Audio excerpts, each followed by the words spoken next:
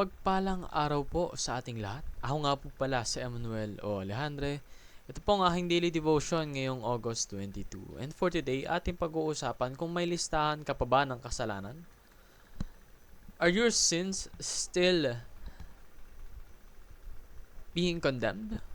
Well, your worries will be answered for today's topic because we are going to talk about redemption. Sabi nga sa Ephesians chapter 1 verse 7, in Him we have redemption through His blood, the forgiveness of sins in accordance with the riches of God's grace. Sa Tagalog, sa Kanya'y mayroon tayong katubusan sa pamamagitan ng Kanyang dugo. Nakapatawaran ng ating mga kasalanan ayon sa mga kayamanan ng Kanyang biyaya. So this is Jesus' sacrifice for us.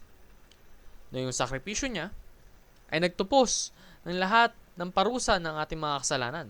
Kumbaga, redemption summarizes the entire Bible because it revolves around that.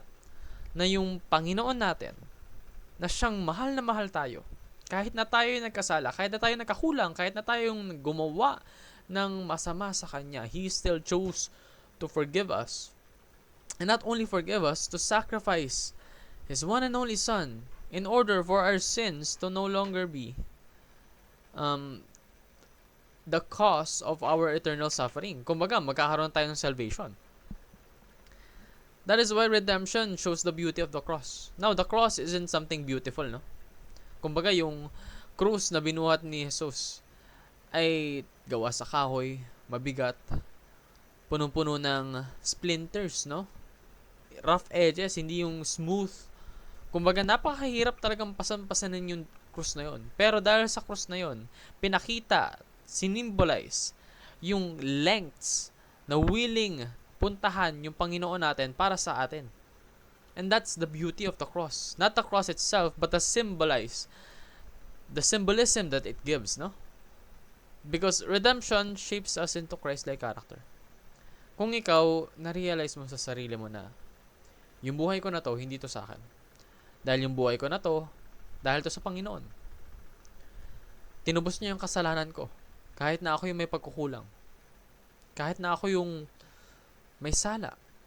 Minahal niya pa rin ako. Kahit na ilang beses ko siyang tinatalikuran, kahit na ilang beses ko siyang binibigo, He still chose to love me. And so I do everything I can in order to serve God. For me, to be a living testimony of His grace. For my own spirit to have this fruit caused by the love of God, caused by His grace, caused by His unending love for us. So experience God's redemption. One of the many things that you must do is to acknowledge that Jesus died on the cross for you. Therefore, your life is no longer yours to live. And you need to be aware of this by experiencing God's redemption. And once you've experienced that, extend that same redeeming grace to others. Kumbaga, i-share mo sa mga tao yung ginawa ng Jesus sa iyo. Ipaalam mo sa kanila na itong Panginoon natin, mahal tayo nito. Kahit na tayo yung nagkukulang, kahit na tayo yung talagang imperfect, tayo yung tumalikod Pero siya pa rin yung gumawa ng paraan upang ma-redeem tayo. So, erase your record book of sins. Yung mga kasalanan ginawa mo sa Panginoon, napatawad niya na yun. For Jesus Christ and His sacrifice is enough.